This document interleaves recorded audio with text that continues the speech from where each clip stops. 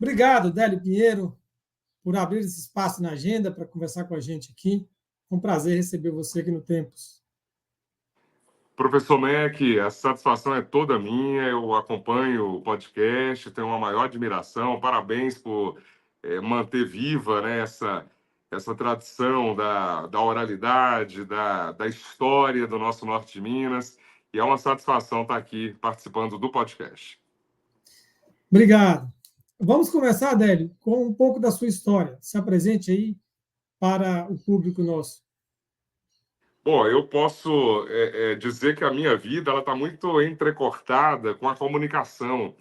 Eu sou lá de Serranópolis de Minas, com muito orgulho, mas eu já vivo aqui na nossa cidade há quase 30 anos. Vim para Montes Claros com o objetivo de estudar, e aqui eu desenvolvi toda a minha carreira. Eu comecei no rádio, comecei na 98 FM, lá por volta do ano de 96. Caramba, o tempo passa rápido, né? Depois eu trabalhei na Itatiaia, que é uma grande rede de rádios também. Fiz a minha faculdade de jornalismo, comecei a trabalhar na televisão, passei 12 anos na afiliada da Rede Globo aqui na região. E aqui eu fiz a minha família, me casei, sou cidadão honorário de Montes Claros, que para mim é motivo de muito orgulho. Então a minha vida está muito entrelaçada, conforme eu disse, com a comunicação.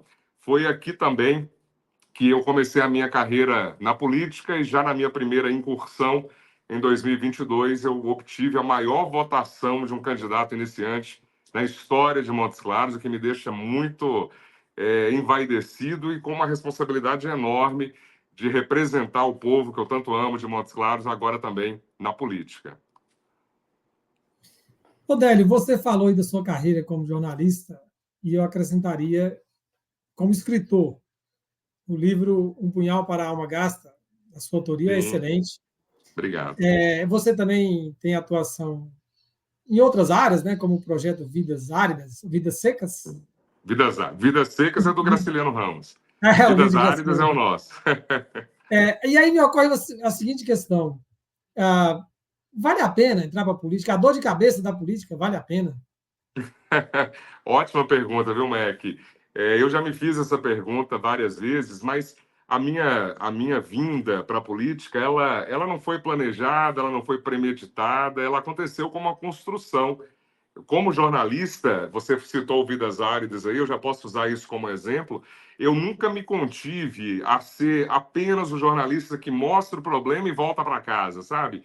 Eu criei esse projeto, quem quiser dar um Google aí, você vai ver quantas atividades que nós fizemos com relação a recursos hídricos, com relação à educação ambiental. Então, eu sempre tive esse cuidado de extrapolar o trabalho do jornalista, que já é por si só um trabalho muito importante. Eu conheço profundamente os problemas de Montes Claros, do norte de Minas, mas em especial aqui da nossa cidade, porque eu estive lá mostrando esses problemas de uma maneira muito, muito frequente, todos os dias, durante 12 anos da minha vida. Foi isso que me credenciou a vir para a política, a me tornar deputado federal, para poder representar os anseios das pessoas que eu represento através da política. E você falou uma coisa muito interessante agora há pouco, respondendo objetivamente, vale a pena sim você deixar de ser, você passar a ser vidraça, como se diz de uma maneira muito popular. E é isso mesmo, eu saí de uma zona de conforto, de ser apenas elogiado, para ser também confrontado, ser também criticado. E a gente está vivendo, infelizmente, um momento de muita polarização, que é péssima, aliás, para o nosso país, porque existe vida inteligente fora dessa polarização e eu tento me encaixar nela. Mas, assim, uma coisa que você falou anteriormente, para mim, é a única vaidade, Mac, que eu tenho na vida, a única vaidade que eu tenho, ela não por ter alguma coisa, por ser deputado, por ter sido deputado, nada disso. A única vaidade que eu tenho é a vaidade literária. Quando você fala assim, Délio, o seu livro é muito bom, seu livro é bom, seu livro... Sabe, isso para mim me traz uma satisfação que nada, nem a política consegue trazer. É uma vaidade intelectual. Isso aí eu não abro mão, é algo que eu gosto quando alguém fala do meu livro, da minha produção. E na política, É claro que é bem diferente, a gente está num campo minado sempre, né? Mas manter a nossa postura, manter aquilo que acreditamos é fundamental para que possamos sair vivos dessa selva, né, que muitas vezes é a política, que não deveria ser assim, na minha opinião. Você falou em polarização improdutiva, e eu concordo plenamente com você, mas aproveitando essa temática, como é que você se definiria em termos ideológicos, em termos políticos, sem se prender a essa polarização? Eu primeiro, que eu não gosto, rejeito esse conceito tão arcaico que se estabeleceu de esquerda e direita. Se eu fosse me posicionar, eu, dentro desse espectro tão limitante que a gente está vendo aí, eu diria que eu sou do centro, porque tem coisas que eu admiro na esquerda, coisas que são importantes, inclusive para o meu partido, o PDT, que é um partido trabalhista ligado a figuras como Leonel Brizola, como Darcy Ribeiro, e que tinha, além do trabalhismo, a questão da educação como fundamentais. Então, nesse aspecto, eu trago esses elementos dentro de mim. Mas, ao mesmo tempo, eu também sou um cara conservador, e hoje você dizer que você é um cara conservador passou a ser até uma das facetas dessa polarização, mas eu sou um cara família, eu sou um cara que defende muitas coisas que estão mais ligadas à pauta de direita. Então, se eu não consigo me colocar nem no espectro e nem no outro, só me resta o quê? Só me resta falar que sou um cara de centro, que foge dessa polarização, que acredita, sim, que é possível que consigamos conciliar desenvolvimento econômico, por exemplo, com a pauta ambiental.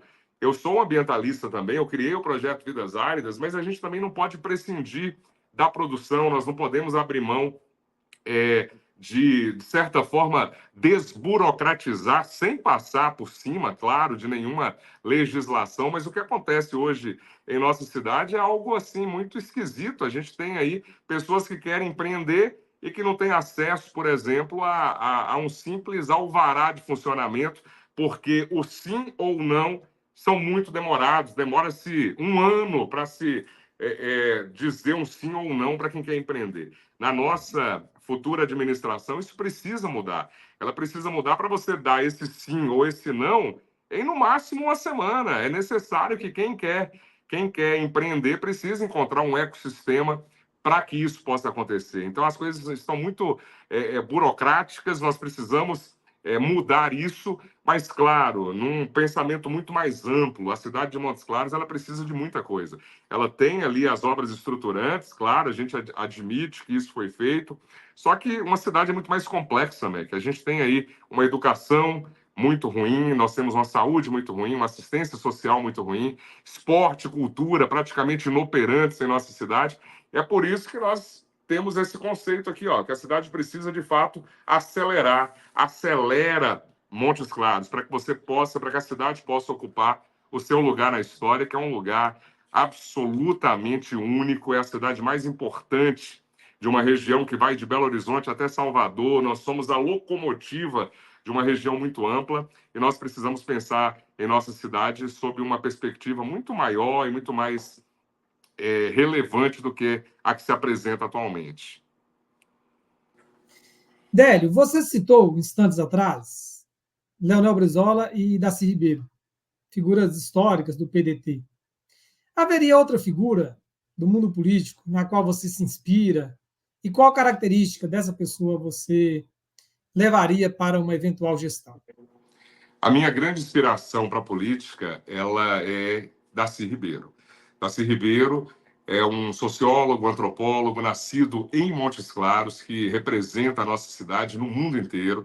E eu sou um grande admirador. Eu sou admirador da produção acadêmica dele, da produção literária, porque ele também foi um grande romancista, membro da Academia Brasileira de Letras, e Darcy realmente é a grande inspiração.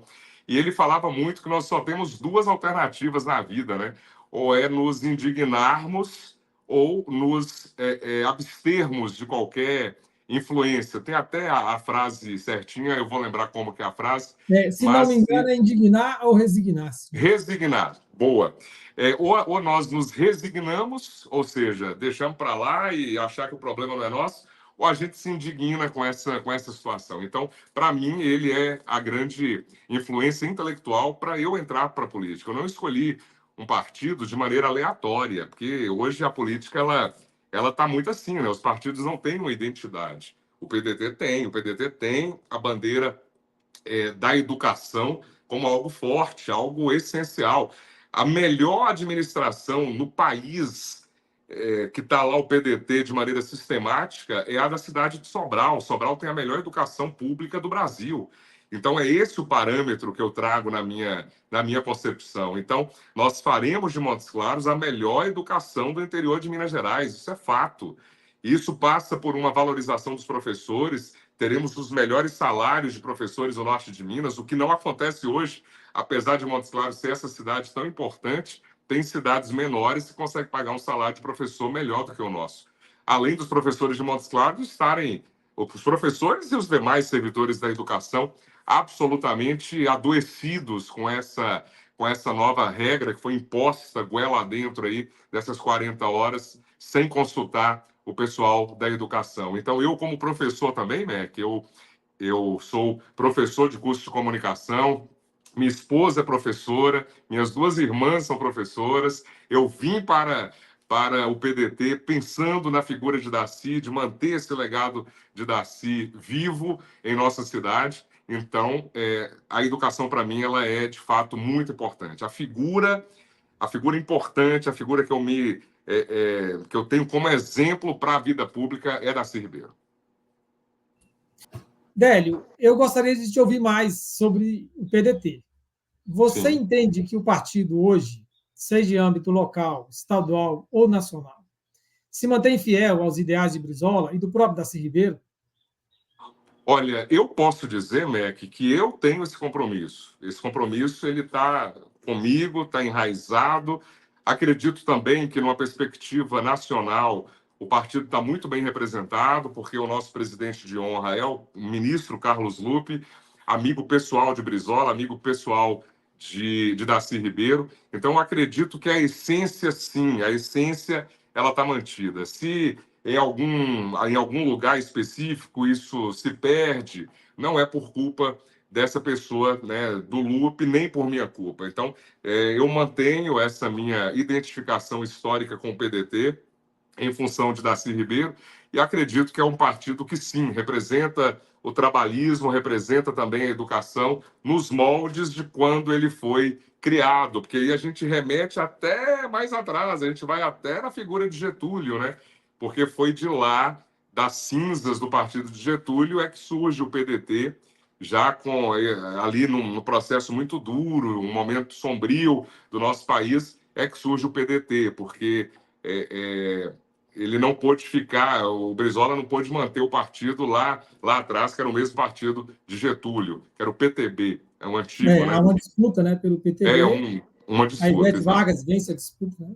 E aí o Brizola se vê na iminência de criar um novo partido. Então, é um partido de história, é um partido que eu acredito muito e vamos honrar Darcy Ribeiro, com certeza, ao fazer a melhor educação a partir de nossa cidade, eu tenho certeza. Eu tenho batido nessa questão da educação, claro, porque você me perguntou da figura que me inspira. Mas a cidade de Montes Claros ela tem uma grande dificuldade que precisa ser enfrentada urgentemente, que é a questão da saúde. A saúde de Montes Claros ela pede socorro mesmo com milhares de cidadãos, de pessoas de Montes Claros, aguardando a cirurgia letiva, o que realmente não pode acontecer. E no nosso plano de governo tem o projeto Fila Zero. Nós vamos acabar nos primeiros meses da nossa administração com essa situação absurda e que coloca em risco a vida de tantas pessoas.